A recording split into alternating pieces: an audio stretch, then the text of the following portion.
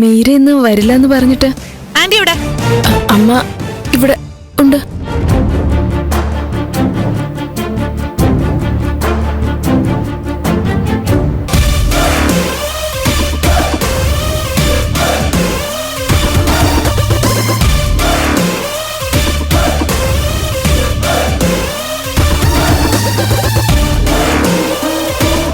അല്ല, നീ ഇന്ന് ഫ്രണ്ടിന്റെ കൂടെ ആയിരിക്കും എന്ന് പറഞ്ഞു. എന്താ ഫ്രണ്ടിന്റെ വീട്ടിലേക്ക് തിരിച്ചു പോണോ?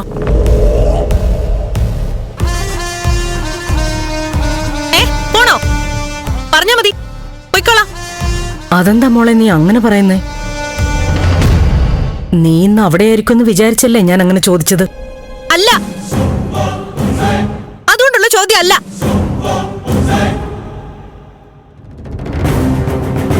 സാധാരണ ഞാൻ എവിടെയാണെങ്കിലും എത്ര രാത്രിയായാലും പെട്ടെന്ന് ഇങ്ങോട്ട് വരണമെന്ന് താക്കീത് തരുന്ന ആന്റിക്ക് ഇന്ന് ഞാൻ വരാതിരുന്നെങ്കിൽ നന്നായിരുന്നു എന്നൊരു തോന്നൽ വന്നിട്ടുണ്ട് അല്ലേ? മോൾ എന്തൊക്കെയാ പറയുന്നേ?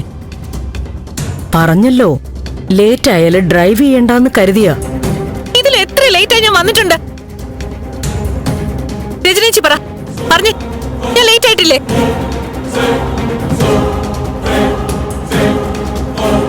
എന്നെ ആർക്കും വേണ്ട, ആർക്കും വേണ്ട. മോളെ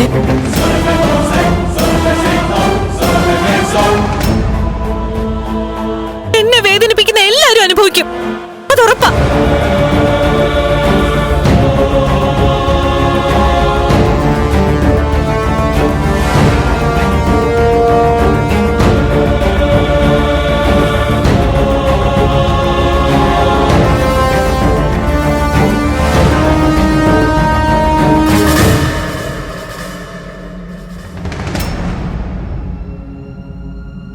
അമ്മേ, ഇവൾക്ക് എന്ത് പറ്റി?